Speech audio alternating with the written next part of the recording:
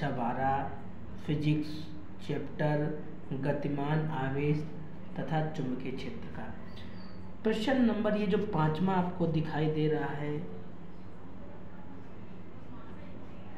एक मिनट, ये कौन सा पाठ, एक मिनट, हाँ ये है 5वां, कहाँ पहुँच गए थे। प्रश्न नंबर ये जो 5वां है ये समझा है। अगर आपको ये साफ ना दिखाई दे रहा हो तो क्वालिटी बढ़ा लीजिए, आपको एकदम साफ दिखाई देगा।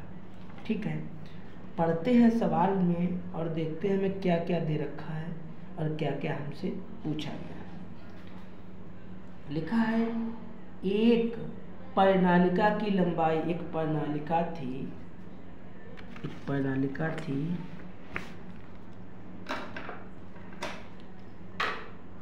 इस प्रकार की प्रणालिका थी,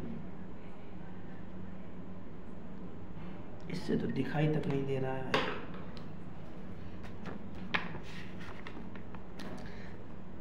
ये प्रणालिका थी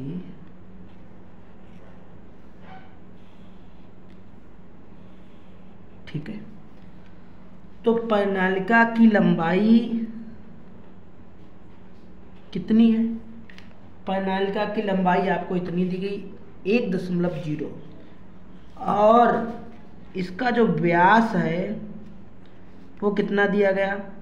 3.0 इसका व्यास दिया गया। व्यास मतलब d और लंबाई मतलब l। इसमें तार के प्रत्येक फेरों और फेरों की संख्या मतलब जो फेरे हैं, फेरों की संख्या आपको 800 दी गई है। 5 परतें हैं। प्रणालिका में प्रवाहित धारा I बराबर 5.0 है। प्रणालिका के केंद्र पर, यहाँ पे केंद्र पर चुंबकीय क्षेत्र की तीव्रता आपको V का मान ज्ञात करना है। तो सवाल को हमने पढ़ा और लिखा हमने कि दिया है क्या दिया गया है? आपको ये दिया गया है प्रणालिका की लंबाई L मीटर।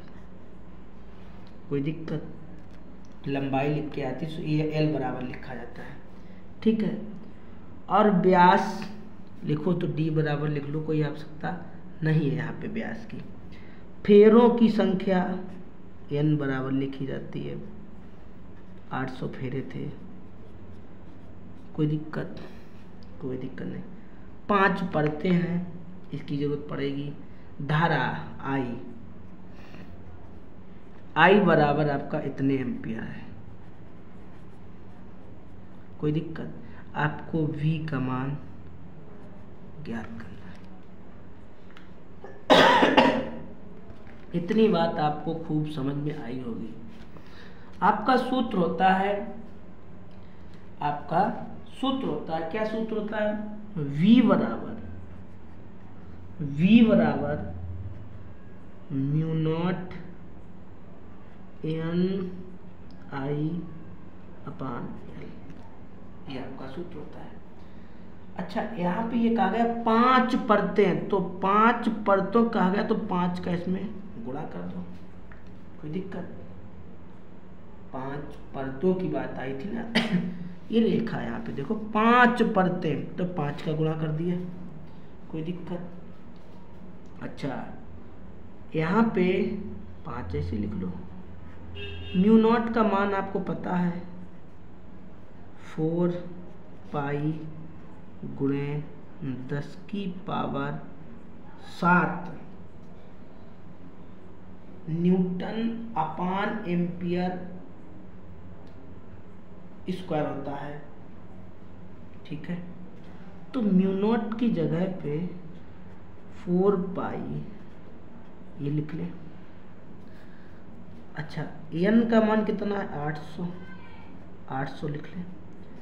I का मान कितना है? 5.0 और L का मान कितना है? 1.0।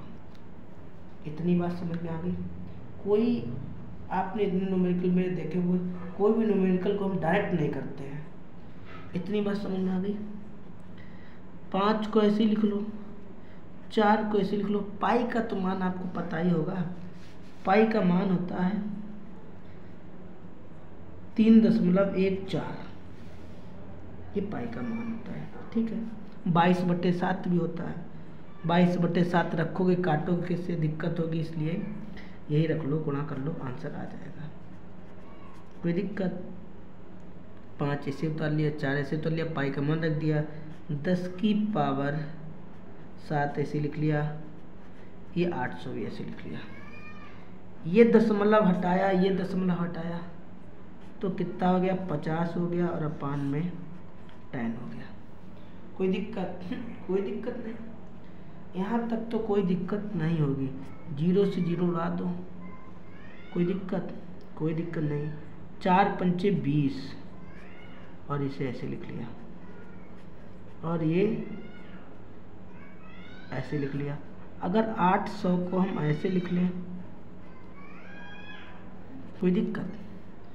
भाई 2 जीरो थे ना, तो 2 जीरो को घात के रूप में लिख लिया, घातांक रूप में लिख लिया, कोई दिक्कत? और ये 5 को ऐसे लिख लिया, कोई दिक्कत? कुछ बचा? गुणा कर दीजिए और आपका आंसर आ जाएगा। जैसे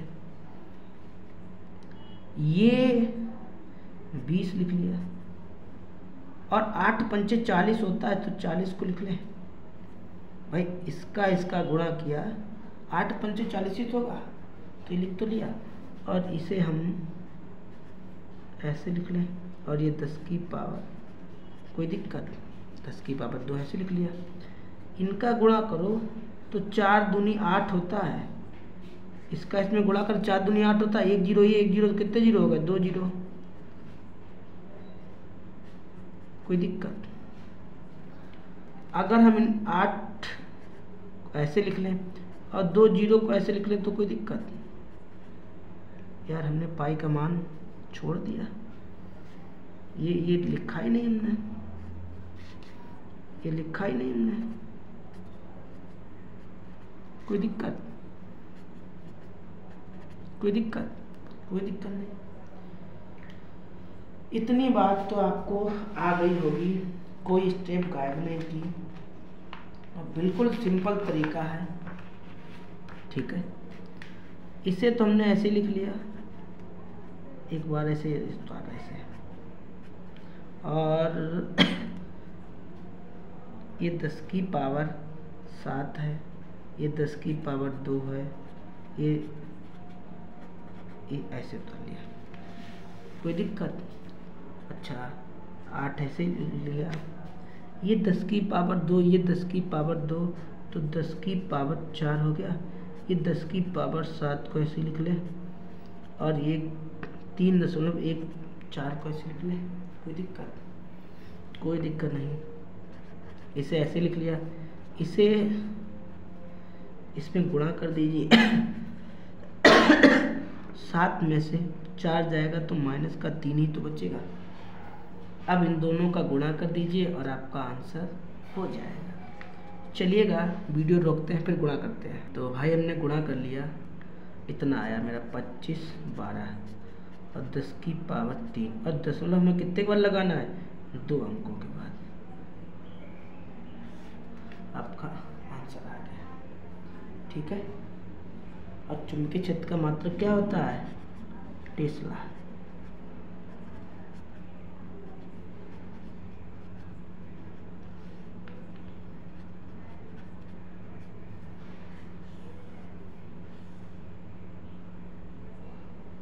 ठीक है, तो आशा है, उम्मीद है कि आपको सवाल समझ में आया होगा। आपको सवाल समझ में आया हो तो इसका किताब किसी के पास में हो, फोटो खींच लो उससे, अगर आपको साफ ना दिखाई दे रहा हो। हालांकि ये तो चीज़ खूब साफ दिखाई देती है, ये चीज़ कि भाई नहीं कह सकते हैं, इतना कैमरा अच्छा नहीं है। आप क्वालिटी बढ़ा लो तो आपको साफ दिखेगा, क्योंकि ये हमने करके देख चुके हैं।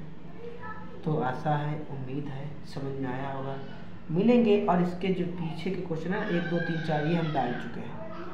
अब हम इसके बाद 6वां डालेंगे। ठीक है।